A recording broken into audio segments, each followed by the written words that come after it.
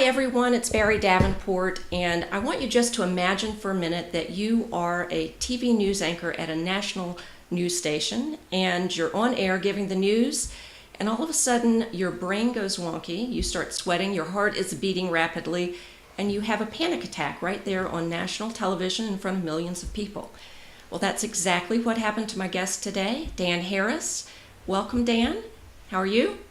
Doing great. Thanks for having me. Yes, absolutely. And if you'll just relax a minute, I want to read a bio about you because I want my students here in my anxiety course to know a little bit more about who you are and what you've done. So take a deep breath while I'm doing this. Dan is the author of the #1 New York Times bestseller, 10% Happier, and I love this subtitle, How I Tamed the Voice in My Head, Reduced Stress Without Losing My Edge, and Found Self-Help That Actually Works, a True Story. And Dan is the co-anchor of ABC News Nightline and also Good Morning America for the weekend edition. And before that, he was the anchor of the Sunday edition of World News. He has been all over the world reporting in Afghanistan, Israel, Palestine, Iraq. It goes on. And he's been at ABC News for 15 years. Prior to that, he was in local news in Boston and Maine. He grew up outside of Boston. And now he lives with his wife Bianca and lovely son, whose picture I saw recently, Alexander. He's adorable, by the way. Thank you. Yeah. So you have a very impressive background and obviously a confident professional man. And suddenly you had this panic attack. So tell me a little bit about the culture and environment of working at a national news station and what you were doing at the time that led up to this momentous situation. So this was 11 years ago. I was quite a bit younger, I had joined ABC in the year 2000. The panic attack happened in 2004, and so when I joined ABC, I was 28 years old, and I was working with these big names in the business like Peter Jennings and Diane Sawyer and Barbara Walters, and I was really anxious about that. And my way of coping with it was to become a workaholic. Just really threw myself into the job. My father has an expression, the price of security is insecurity. And I really embraced that. People are usually not surprised when I reveal that my father is Jewish. And so I come from a family where worrying is venerated. And I believed that any success I was achieving was directly related to the intensity of my sort of anxiety loop. How good was my last story? What's my next story? Right. Is somebody else getting a story that I want? What's my relationship with the bosses? Blah, blah, blah. Right. And then not long after I arrived, 9/11 happened, and I raised my hand and volunteered to go overseas and to many of the places that you listed in your very generous introduction. And when I got home from a long trip in Iraq in 2003, I came home and I got depressed, really depressed. And I didn't know I was depressed. Although I was exhibiting what I now know to be some of the signature symptoms. I was having trouble getting out of bed. I felt like I had a low-grade fever all the time. Right. And at that point, I did a really dumb thing, which is I started to self-medicate with recreational drugs, including cocaine and ecstasy. As I like to say, it wasn't like the movie The Wolf of Wall Street. It's not like I was doing it every day or anything like that, but it was enough, according to my doctor, to raise the level of adrenaline in my brain artificially and prime me to have a panic attack on Good Morning America on a sunny June day in 2004, and it was terrible. Yeah, it was pretty big bummer. Yeah. Yeah. So tell my students here, what does it feel like to have a panic attack? It feels like what I would imagine a heart attack feels like. Your heart is racing, your lungs seize up, you just can't breathe, your thought loop, the anxious thought loop sort of goes into overdrive. Right. And it just feeds it because it's like you notice you're freaking out, and then you freak out about freaking out, and then you freak out about freaking out about freaking out, and it's just a vicious downward cycle. Your palms sweat, your mouth dries up. It's classic fight or flight. Yeah. We have this part of our brain in the back here near the top of the spinal column, the ancient part of our brain, the sort of lizard part of the brain that evolved to deal with threats by fighting or fleeing, and the mechanism for that on a brain level is just dumping an enormous amount of adrenaline into the brain, and that's what happened. Yeah. Well, I have had a panic attack before, and I definitely know how debilitating it is. And the loss of breath for me is the big thing. I can't breathe, and I clench up, and I can't imagine that happening on national television. I'm sure that that was added an extra amount of drama to the whole situation. Yes, it did, for Yeah. sure. So when you went to the doc and he diagnosed you with depression, and you kind of knew you were having some anxiety symptoms, but how do you think depression and anxiety are related? Because I think people get confused about that. Uh, I worry that if I give you an answer, it will come from a place of ignorance. I mean, I sort of know what it's like for me. I don't know if I can give a global answer, That's but right. Speak to yourself. That's great. so depression, in my view, is kind of like the world looks gray. You're nothing looks good to you. Sad and blue. Yeah. Right. Anxiety is more worry. Right. And in some ways, it's more future oriented. Like depression can be more past oriented in some ways, at least for me. You're upset or traumatized by something that has happened. Anxiety is about fear of what might happen. And I think I think there's a medical term. My wife is a doctor, and I've heard her use this term, comorbidity. Yes. When things occur together. And I think there may be a comorbidity with anxiety and depression, at least for me. And then panic is another. It's sort of in that family. It seems to me to be anxiety on steroids.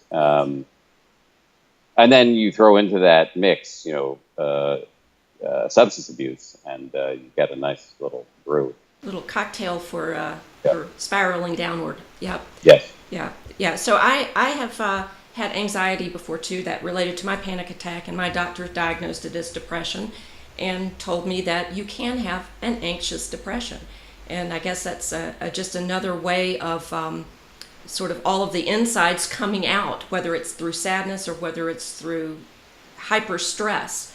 Whatever you're not processing inside is going to be expressed outside. Yeah, that makes sense. Yep. So you mentioned earlier about your dad, and I read that in your book that you by the way, you were so funny in your writing. I have to. Oh, thanks. You're hysterical. I had a really good time reading your book, and I want everybody here to read it as well. But you talk very humorously about your dad and his anxieties. Do you think there's a genetic component to what's going on or what happened with you?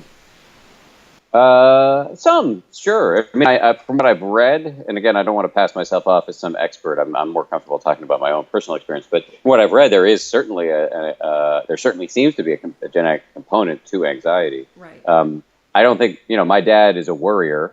I don't know that he's ever been clinically diagnosed. And if I were to put him on the couch myself, I don't think he has anxiety the way I did. And I get it from both sides of the family. My mom doesn't have it per se, but her dad certainly had some issues. So, Right. my dad is more just like a menschy, good-natured Jewish guy who really cares about his patients and his kids and worries about that. His worrying is a lot less self-centered than mine. Right. Well, that's nice of you to admit. I'm sure he would appreciate your kindness about that. So, you were assigned to be the correspondent, is that the right word, for religion? Yeah. With ABC. Mm-hmm. And you sort of had this enforced spiritual journey in a way, even though I guess you began as an agnostic or atheist as you started out, maybe you still are. And you went on this journey, and talk a little bit about that and how that led you to some ways to deal with anxiety. I would say I started as an uninformed atheist, and now I'm a respectful agnostic. Oh, that's a nice way to put it. Yeah, thank you. Peter Jennings made me cover faith and spirituality for ABC News. I didn't really want to do it, as I joke in the book. I did have a bar mitzvah, but only for the money. So it wasn't really in my background. My parents are both scientists. It's a very secular Right. upbringing. But it was great. I spent a lot of time in mosques and mega churches and Mormon temples, made a lot of good friends, and realized how ignorant I was about the topic generally, and saw that there's real value in having a worldview that transcends your own narrow interests. Right. That being said, I didn't encounter, at least in the initial stages, anything in the faith and spiritual realm that spoke to me personally until I picked up a book by Eckhart Tolle in 2008. Yeah, you and lots of other people, I think, had you. Yeah. He was sort of the door opening for a lot of people in their Yeah. spiritual journeys, and yet he didn't quite hit the mark for you, right? No, Yeah. no. I have a friend who describes him as correct but not useful. Uh, first of all, I was put off by the flowery language and the pseudoscientific stuff about vibrational fields and these grandiose claims about how he's going to provoke a spiritual awakening for you, and how he says that after he had his own spiritual awakening, he lived on park benches in the city of London for 2 years, Right. in a state of bliss. Yes. I'm not a meteorologist, but I understand that winter in London, so I took that with some skepticism. But he was the first person I ever heard talk about the voice in the head. Yeah. And his argument is that we all have this inner narrator that chases us out of bed in the morning and is yammering at us all day long. Right. We're constantly wanting things, not wanting things, judging people, comparing ourselves to other people, thinking about the past or thinking about the future to the detriment of whatever's happening right now. Right. And Tolle's argument is that when you're unaware of this nonstop conversation that you're having with yourself, it yanks you around. And so it's, the what monkey you eat. mind. The monkey mind. Well, that's where that's a Buddhist term, which we can get to. But anyway, he calls it the ego or the voice in the head, and it doesn't matter what you call it. It is the fundamental. It is the right diagnosis of the human situation, and I had never heard it before. And it can yank you around when you're unaware of it. Like you eat when you're not hungry, or you lose your temper when it's strategically unwise, or you check your email in the middle of a conversation with another person, which I was just in a meeting and everybody was doing, and that, so, and why are they doing that? Because we are totally emotionally reactive, where there's no buffer between the stimuli in our lives and our blind reaction to them. Right.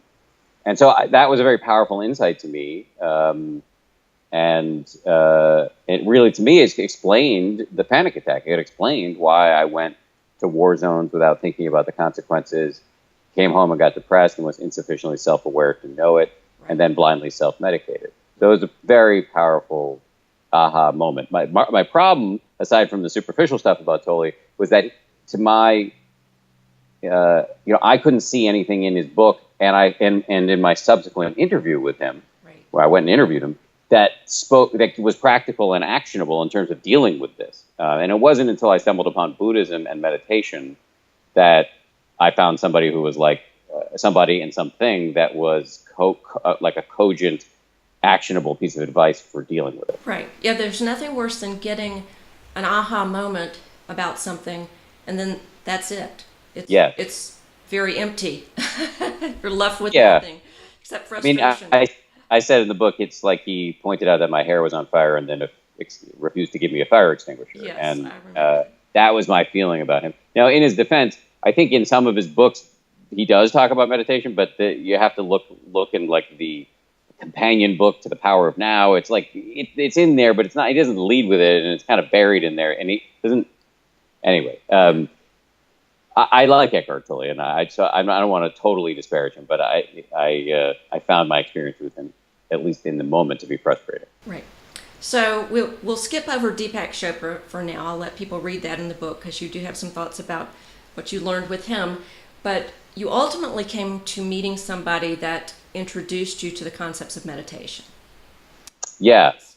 Dr. Mark Epstein, who's a shrink here in New York City where I live, and he writes books about the overlap between Buddhism and psychology. And my wife gave me a book. She said, I've been hearing you talk about Eckhart Tolle with varying levels of, comprehensibility, and it reminded me of this book that I read. Here it is. And so I read it, and this was another aha moment for me, because I realized that the Buddha, 2,600 years before Tolle started cashing his royalty checks, was talking about the voice in the head, but he called it, as you said before, the monkey mind. Right. And he had this practical piece of advice for dealing with it, which was meditation. And the problem was that I found the notion of meditation to be repellent. I mean, I thought it was like for, hippies and freaks and people who are really into aromatherapy. This is when I laughed out loud with your book, when you talked about your enforced yoga experience as a child. Yeah, my parents were hippies. They made me go to yoga class, and the teacher didn't like that I was wearing Toughskins and I had to do it in my tighty whities in Yes. front of all the other kids. So That I had creates a quite really a bad visual. attitude about this whole area. And to be honest, I still do. I mean, I don't like a lot of what I think are unnecessary accoutrements that come with meditation and mindfulness. Right, and the unnecessary soft voices and the Yeah, yeah, yes, yes. I mean, they work for some people, so I'm not 1,000% against them. I think they've worked for millions of people, frankly. But right, we're in a country of 300 million and a planet of X billion, and a lot of those people hate this stuff. right. And I think the barrier between these practices getting out beyond the ghetto in which they currently exist is a change in tone and presentation. Absolutely. And that's what I'm trying to be a part of. Yeah, and you're doing it quite well, and we'll get to that in a minute. But so you made this very big decision to go on a retreat, which I totally admire you for. I read Waking Up by Sam Harris and had followed him as well, and I know you're buddies with him, and was so amazed that he had spent so much time meditating, going on retreats. So you've done one, right? And Yeah, I've done many now, but I did one that I wrote about in the book. Yes, and Sam was the one who got me to do it. So I hesitate sometimes to talk about the retreat just because I don't want people to think that I want to convince people that they should entertain the notion of meditation, and I don't want to give anybody an excuse not to do it. And sometimes people latch onto the retreat and say, well, oh, you got to go on some silent meditation retreat, then it's not for me. right, I did it because I was getting pretty deep into it and I was interested, and frankly, I needed something to write about for my book. right. So you don't have to do it, but I think 5 to 10 minutes a day is enough, really. For if you do that, you can, I believe, and so do a lot of the scientists and teachers that I know, I think you can derive a lot of the advertised benefits of meditation. Yeah. But anyway, so I went to get to your question. I did go on a 10-day silent meditation retreat, and it was horrible, especially at first. But then it became this incredible experience, not in like a mystical white light kind of way, but more like, as I think I said in the book, that I was dragged, kicking and screaming into the here and now. I was just kind of, the thinking mind, the monkey mind went way down, and I was just experiencing what I was eating, seeing, hearing. And that actually revealed to me that there is a kind of happiness that I didn't know was available. Yeah, and that's wonderful. I mean, and it's sort of a subtle shift, but when it happens, it's almost life-changing. Oh, it's not. It's beyond almost life-changing. It's certainly life-changing, and I think, you can get a little bit of that at any moment if you just pay attention to whatever's happening right now. Right. Which is such a radical sort of jujitsu move against the millennia of evolutionary and learned habits of mind, which is to constantly think about the past or the future. Right. And it's not an easy thing to do, and I don't think you can sort of be Eckhart Tolle and be perennially present. But I do think that we all have this innate capacity to have moments of focus. Mm-hmm. Absolutely. Or in sports, they would call it being in the zone.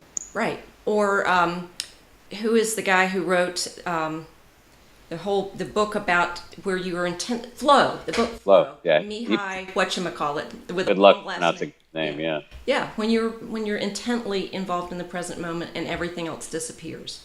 Yes. Yeah. Yes, that is possible. And there was a great study at Harvard that pinged people on their smartphones and asked them at random times over the course of weeks, what are you doing right now and how happy are you? And they found a massive correlation between happiness and focus. When your mind, the name of the study was A Wandering Mind is an Unhappy Mind. Right. And they just found that people, when they were engaged in what they were doing, were happier. And so this isn't mystical woo-woo stuff. This is just about being aware of your surroundings, being aware of what you're doing and what's happening right now. And that is, as it turns out, kind of a bottomless cup of satisfaction. It is. And what's fascinating about it, too, is that it's really changing your brain chemistry while you're doing this. I mean, it is making real changes in your brain. I talked to Dr. Jeffrey Schwartz, who's written brain books. He's a neuroscientist. He practices meditation every single day, and has done a lot of studies. And it is there are chemical things going on to support the fact that meditation is making you calmer, happier, 10% happier, I guess, as you say. So have you It's read not just any your of those brain. studies? It's not just your brain chemistry. It's the structure and size of the brain. The gray matter, the stuff of the brain, grows, Right. according to at least one study, in key areas of the brain, and according with that governs self-awareness and compassion. And the area of the brain associated with stress, the gray matter has been shown to shrink. So it's like performing a neurosurgery on yourself, at least according to these studies that have been done thus far. And they should be accompanied with a significant caveat, which is this science is very much in its early stages and in danger of, at times, being overhyped. So I think Spoken very much like a professional newsman. yes. Well, I mean, but I think we need to be honest with people about this and not oversell it. Yeah. Which is part of the spirit behind calling the book 10% Happier. Right. That I don't want to say this is going to solve all of your problems. I think the science is useful as a sales tool. I mean, for lack of a better term, like to get skeptics interested in this practice. Right. But the fact is, nobody continues to meditate because they think their prefrontal cortex is changing. Right. You continue to meditate because you're less of an asshole, and you feel better, and that is the reason to do it. And what I always say to people is, give it a try. Do 5 to 10 minutes a day for a month, and if it does nothing for you, send me a note on Twitter and tell me I'm a moron. And I get told on Twitter all the time that I'm a moron, but never for that. And nobody I know who's given it a real shot says, oh, this is a waste of time. Okay, so how has meditation made you less of an asshole and 10% happier? So 10% happier is it's a joke. But a lot of ways.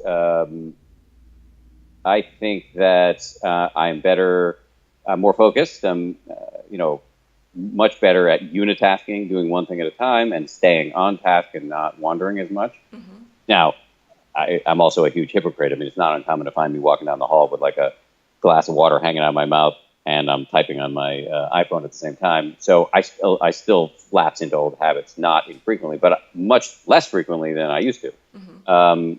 I also think mindfulness is a much bigger part of my life, and mindfulness is the ability to know what's happening in your head at any given moment without getting carried away by it. Right. The ability to see the contents of your consciousness with some non-judgmental remove, and not necessarily taking the bait and biting the hook and acting on whatever sort of passing urge or impulse or emotion is clouding your mind screen at any given moment. And that makes you much less likely to fly off the handle at colleagues or your spouse or your kid, and has lots of benefits. It can make you the calmest person in the room in a contentious meeting. So I found that has made a big difference. Now, I like to joke that if my wife were here, she would give you the 90% still a moron speech. So I don't claim to be a perfected being, but I think it's made a significant difference, and I can see that the people who I know who started meditation, that it makes a big difference for them too. Yeah, and I imagine being in one of the most competitive, stressful environments you can possibly be in as a professional.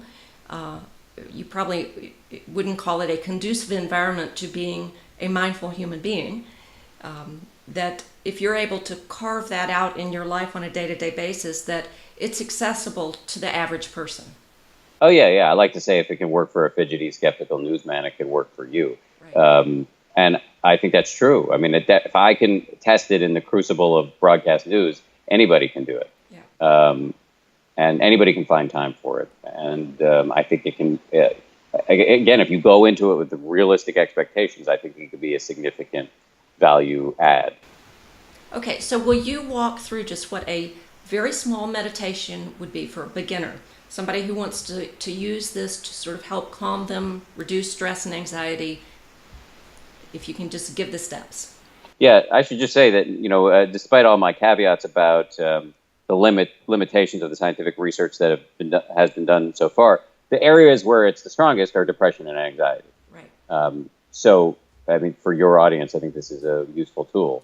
I would say that if you're having significant mental health issues, you should consult with your clinician before doing it. But I think for people like me, garden variety, anxiety, depression, panic, it's a to use a loaded phrase, a no-brainer. So it's not complicated. It's actually very simple. And the kind of meditation I'm talking about is mindfulness meditation, which is the kind that has been most studied in the lab, which is simple, secular, and not easy, but simple. Right. So the 3 steps are: 1, you don't have to do it, but I'll just run it through. 1 is to sit with your back reasonably straight, and most people close their eyes, although you don't have to. The second step is to try to just bring your full attention to the feeling of your breath coming in and going out. Mm-hmm. So you don't want to think about your breath. You actually want to feel it. Feel it. You pick usually a spot where it's most prominent, your belly, your nose, or your chest, and just feel it coming in and feel it going out. And the third step is the key. It is actually the most important part. As soon as you try to do this, your mind's going to go nuts. You're going to start thinking about, what am I going to have for lunch? Why did I say that thing to my boss? Right. Why did Dances with Wolves beat Goodfellas for Best Picture in 1991? Whatever. Your mind's just going to think about random stuff, and that's okay. The whole game is just to notice when you've become distracted and to start again, right, and again, and again, and again, ad nauseum, ad infinitum. And every time you do that, it's a bicep curl for your brain. Right. And this is what shows up on the brain scans. This is exercise for your brain. And exercise is a reasonably good analogy here, because when you go to the gym, if it's easy, you are cheating. And if you try to meditate and it's easy, you're either cheating or you're enlightened or you're dead. Right. And a lot of people think they can't do it because quote unquote, I can't clear my mind. Right. You can't. That's correct. Nobody can clear their mind, or very few people can clear them. The goal is not to clear your mind. The goal is not to reach some special state. The goal is just to notice when you become distracted and start over and over and over. That's the whole game. It's to focus the mind for nanoseconds at a time, realize when you become lost, and start again. Right. And that is the sort of rep that needs to be done over and over again. Now, I mean, that simple walkthrough is probably not enough. You can get started with that, but I think there are lots of better ways to get started, so I will just list a few. The overarching piece of advice I have is that if you're going to get into meditation, it should be either cheap or free. I get skeptical when people start asking for a lot of money. Right. So if you just Google basic mindfulness meditation instructions, you'll find lots of good results. I think UCLA, their Center for Mindfulness, I think it's called the Mindful Awareness Research Center, MARC, M-A-R-C. Mm-hmm. They have some great free stuff up there. There's a teacher named Sharon Salzberg. She's got a bunch of great free meditations on her website. And then to be self-promotional, my teacher, who's a guy named Joseph Goldstein, he and I just started an app. It's called 10% Happier. You can get it on the app. A lot about that, because I want to share that with people, and it is a really wonderful tool. I've used it myself. Oh, great. Yeah. Thank you. So, I mean, it's available in the App Store, and then if you haven't, it's available in the Apple App Store, and it'll be available on Android soon, but if you want to get it now, you can go to 10percenthappier.com and just download a version for your phone there. And it's a 2-week class, and it's $19.99, and we call it 10% Happier Meditation for Fidgety Skeptics. So it's designed for people who've never done it before and have a bad attitude. Right. And it really just walks you through it really, really simply. It does. And also you get a coach because a lot of people have questions when they start to meditate. And so you have a coach who is a real person. You text them, ask them questions anytime, and they will answer them. And I can vouch for that, because I have been getting little messages on my phone, which is lovely. Great. Great. Very, very great deal especially for the price. I think it's an amazing and very simple, clean site. Love it. Thank you. And the goal is within the next 6 months, we're going to switch. We're going to add a lot more content, another course from Joseph, hopefully a couple more courses from Joseph, and then we're going to bring in lots of other teachers like Dr. Mark Epstein and Sharon Salzberg, and many, many more. And we're going to switch over to a subscription model where you pay much less on a monthly basis, and you'll have access to a large library of video and audio meditations, and you'll be able to go pretty deep. Great service. That's fantastic. Thank you. Yeah, it's a great way to use your book and your knowledge and your experience, and fantastic. So I know you need to run, but one last question related to the whole experience of meditation. When you get inside your mind, when you're first starting to meditate, and you do the breathing, and then you're trying to like watch your thoughts, and then your arm hurts, and then you've got an itch, and then you feel uncomfortable. What do you do with all of that stuff and all of the extra thoughts about, oh, look at me, I'm not thinking, I'm not paying attention? What do you do with all that mess that happens when you first start? So it's like judo. You know, they say in judo you use the power of your opponent against him. You don't need to stop or squelch any of this stuff. All the judo move is just to notice what's happening and kind of label it, Right. and then let it be there. Right.